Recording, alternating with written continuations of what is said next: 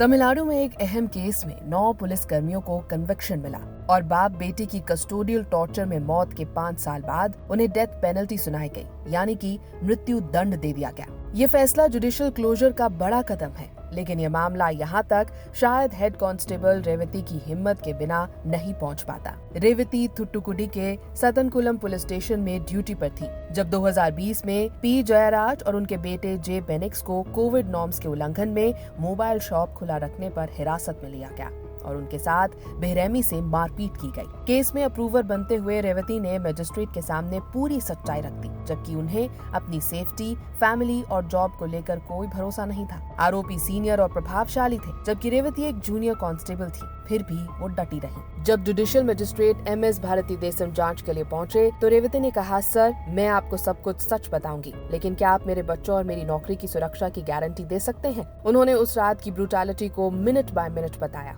कैसे दोनों को बेरहमी से पीटा गया, कई इंजरीज आई और बाद में जुडिशियल कस्टडी भेजा गया, जहां कुछ ही दिनों में दोनों की मौत हो गई। रेवती ने CCTV फुटेज में दिख रहे पुलिसकर्मियों की पहचान भी बिना डर के कर दी, जिससे उनकी मौजूदगी साबित हो गई। अपने बयान में उन्होंने बताया कि पुलिस कर्मियों ने जो भी मिला उससे पीटा, यहाँ तक कि बूट से प्राइवेट पार्ट्स पर भी वार किया और बीच बीच में शराब पीते रहे। उन्होंने बताया, मैं तकरीबन 8:50 पर स्टेशन पहुंची। अंदर से चीखने की आवाजें आ रही थी, अम्मा दर्द हो रहा है, मुझे छोड़ दो। इसी बीच सब इंस्पेक्टर बालाकृष्णन की आवाज आई, स्टेशन में हंगामा करते हो? जब मैं पहुंची, व्यक्ति खून से लथपथ था। बाद में उसी से फर्श पर गिरा खून साफ करवाया गया। जब दोनों की हालत खराब हो गई, रेवती ने जयराज से पूछा कि क्या उन्हें कुछ चाहिए और कॉफी देने की कोशिश की, लेकिन पुलिसकर्मियों ने उसे फेंक दिया।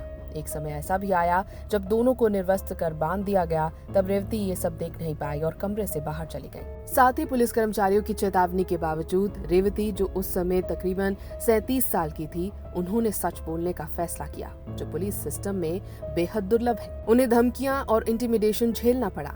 हालात इतने खराब थे कि मजिस्ट्रेट को इंक्वायरी रूम के बाहर गार्ड तैनात करना पड़ा। पुलिसकर्मी बाहर इकट्ठा होकर प्रोसीडिंग्स में बाधा डालने की कोशिश कर रहे थे। रेवती शुरू में बयान पर हस्ताक्षर करने से हिचक रही थी, लेकिन प्रोटेक्शन के आश्वासन के बाद उन्होंने साइन कर दिया। जस्टिस भारती देसन ने अपनी रिपोर्ट में कहा कि माहौल हॉस्टाइल था और पुलिसकर्मी कोर्ट स्टाफ को भी धमका रहे थे। हालांकि शुरुआत में रेवती को सपोर्ट मिला, लेकिन वो डर गई थी। 2020 में उन्होंने कहा था, मैं नहीं चाहती कि सीनियर ऑफिशियल्स मुझे परेशान करें। मद्रास हाईकोर्ट के आदेश के बाद उन्हें प्रोटेक्शन दी गई और उनकी तथा उनके पति की सुरक्षा के लिए 2 पुलिस कांस्टेबल्स तैनात किए गए।